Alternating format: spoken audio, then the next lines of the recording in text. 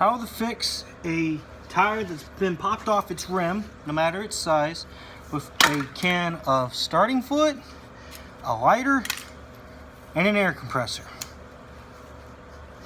First things first, you take your starting fluid, you spray it around the rim of the tire. Try to get as much surface area covered as much as possible.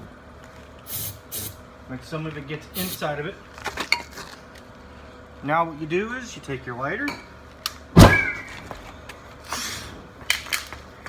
and now you take your air compressor,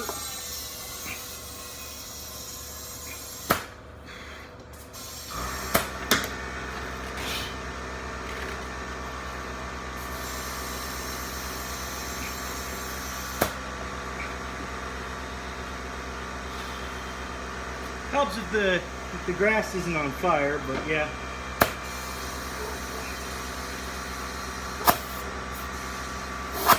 There you go, that's how you fix it.